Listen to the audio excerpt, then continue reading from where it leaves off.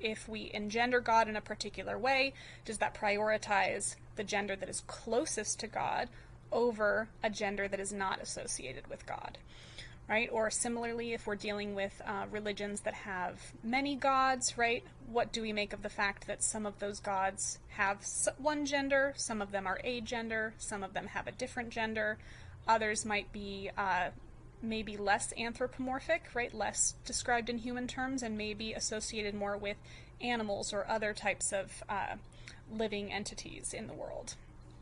Additionally, right, looking at the language in the texts, we also have to look conceptually at potential inconsistencies, right? So if God is meant to be all-knowing in one respect, but that is described in another part of a religious text as needing to acquire knowledge in some way, right, that could create a potential problem, right, or contradiction.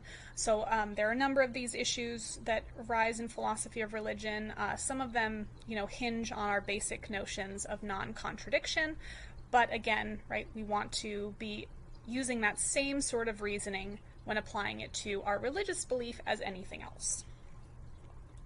And then another very important and still very widely debated issue is the relationship that religion has or could have with science, right? So many people are under the unfortunate mistaken conception that these two disciplines or areas of knowledge are somehow incompatible, right? That in order to be religious, you have to be anti-science or something like this.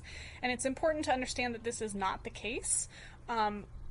Pretty much every religious claim can be, at least in theory, tested, right, in a scientific manner, in an empirical manner.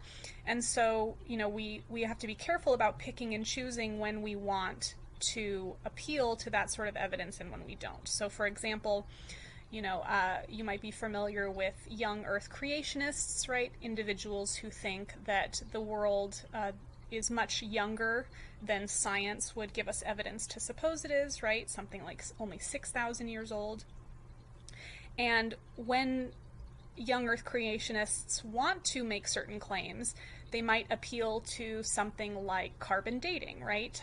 Where they want to acknowledge that some biblical story has in fact occurred, right? They would use scientific methodology to prove, right, that there was perhaps a great flood. But then, on the other hand, when it is inconvenient, right, like the fact that carbon dating proves that the Earth is much, much older than 6,000 years, then all of a sudden that science becomes unreliable, right? So again, whatever our lens is for making these analyses, for assessing various claims, we want to make sure that we're being consistent, right? That we're not just engaging in some sort of confirmation bias. And this leads us to the discussion of belief and disbelief, right? So in philosophy of religion, we can talk about the various claims that a religion makes, but we can also talk about what people believe.